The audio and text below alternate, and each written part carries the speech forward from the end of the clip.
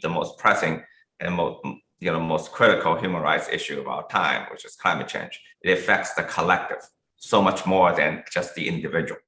So human rights need to be shifted, I think, conceptually more towards the collective for that to be addressed correctly. I guess around our campfire is, there are very different roles of the state represented in the different countries that the three of you have grown up in. So, Eric, let's tackle that one head on. I mean, is the kind of strong state, kind of totalitarian state, that's probably the wrong word, but fine, leave that aside, system in China a better state model to drive the transition to a green economy?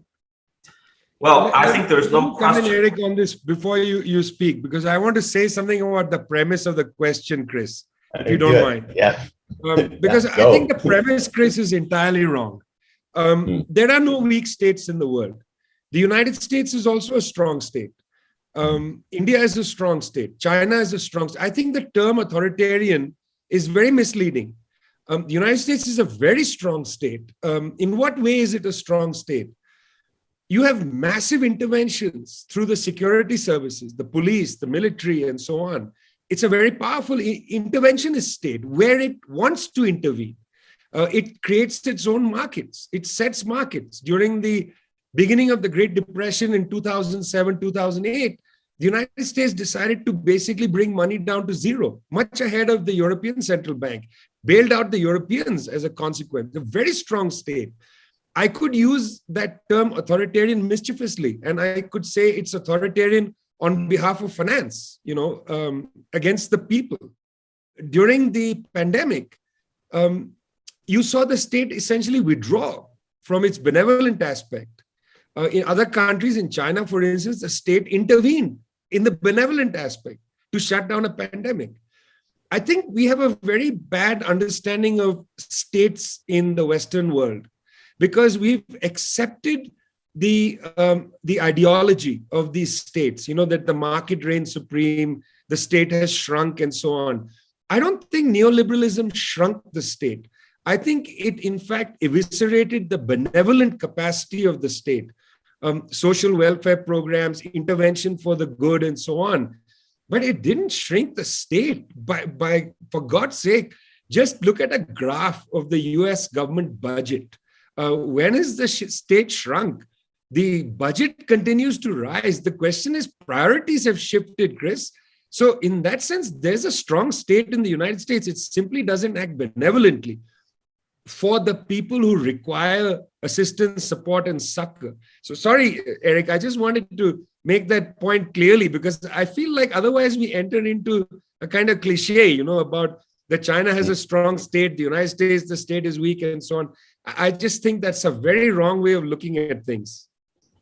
Yeah, well, thanks. I really appreciate that I provoked you. Thanks, Vijay.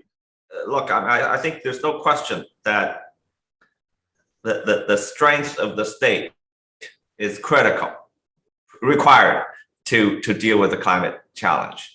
And I think Vijay is right. It's really about the end of the state.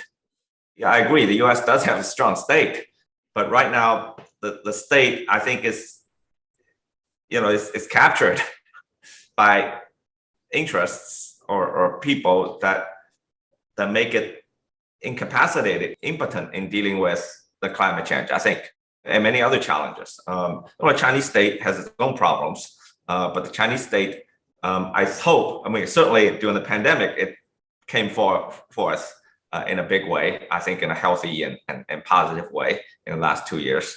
It has its problems, but by and large, it protected the people in a significant way. In terms of the climate, like I said, I hope, the last 5-10 years, we made big progress because the state came in. Before, we had a strong state too, when we had huge environmental degradation. The environmental degradation we experienced for 20, 30 years was actually, you could argue, led by the state, by a strong state, because it was all GDP, right? Then we pivoted. We say, hey, we can't do this anymore, and the state made it its end to intervene. So they changed the incentives for local governments as just not GDP. There is now environmental green GDP, for instance, that factor into how they promote officials. We had the same strong state, maybe even stronger state, when we had the environmental degradation, but was partly led by the state. So it's really about the end of the state, I think. For bringing it is, kind of stepping back. We've talked a lot about the role of the state. We've talked a lot about the role of market forces, of financial innovation in helping us to move faster with greater urgency on climate change. We haven't mentioned human rights.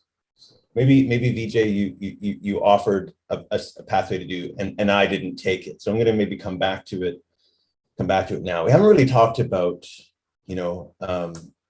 our environmental security, nature as a human rights agenda. And I wonder, is that because that's too weak a leg to advocate it on? It's just not going to push through the hard and practical challenges of a transition? Or are we to blame for that we don't put it in that frame and advocate it in that frame? So we've made it a weaker leg to stand on. Frankly, I can't think of a bigger human rights issue than climate change.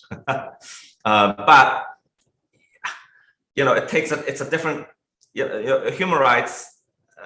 I think from the beginning, after World War II, especially in the last several decades, been framed in a particular way, in a liberal way, if you would, around the individual. And there's a different way of looking at human rights, which is a collective way of looking at human rights. And I think that kind of change in framework is what's required to address this, I believe, the most pressing and most critical human rights issue of our time, which is climate change. It affects the collective so much more than just the individual. So human rights need to be shifted, I think, conceptually more towards the collective for that to be addressed correctly. The brand of human rights has been greatly damaged, sadly. It's been weaponized. Just look at this, okay? The United States is called a Summit of the Americas in Los Angeles, set to begin in a few days. It is said that it will not invite Nicaragua, Cuba, Venezuela. Meanwhile, Mr. Biden travels to Saudi Arabia. There was no problem with that. Mr. Biden has more trouble with Cuba than with Saudi Arabia. That strikes people as hypocritical. They'll talk a lot about the human rights violations in Venezuela and Nicaragua and Cuba, but he goes to Saudi Arabia before he's flying to a summit of democracy. So there is a way in which the concept human rights has made people quite suspicious. And it has degraded the concept, frankly. People around the world are not dancing to the same tune of this concept. I feel this in a horrible way, because I think the International Declaration of Human Rights from 1948 is an amazing text. But there has been, let's be frank and admit it, there has been a damage to the idea of human rights. That's why in our world, we talk about the dilemmas of humanity rather than human rights. There are great, compelling dilemmas of humanity. The ability to live with dignity, ability to eat, the ability to live on a planet where you can survive with it, where the dignity of nature is also enshrined. We need to revive these concepts, because I'm telling you, Chris, you walk into some places, some countries, and you start talking about human rights and eyebrows are raised. People just don't want it anymore, because they think that's the first step to some sort of regime change agenda. Sadly, it should never have been allowed to be weaponized like that. So yes, of course, the right to live, in fact, is a human right, the principal right. And if your islands are going to be submerged, if your coastline is going to be submerged, if you're facing catastrophic weather events, if there's the desiccation, of the Sahel region, the Sahara is growing southward. This is making it impossible for people to live a bare life, an ordinary life. So their human rights are completely violated by this. Look, we're at the stage where we're not even able, through the UN system, to establish the concept of climate refugee. And countries like Australia have refused to allow the concept climate refugee because they believe that they will be, the first staging point for destination for these climate refugees. And you might have seen the dilemma at Manaus Island, where Australia offshores its refugees, very much like Lampedusa in Italy, offshore refugees so they don't come onto continental Europe. The concept of human rights needs to either be taken away from the weaponizer, and then we can talk seriously about it without embarrassment, or we need to find a new way of talking about these same issues that are actually more compelling to people.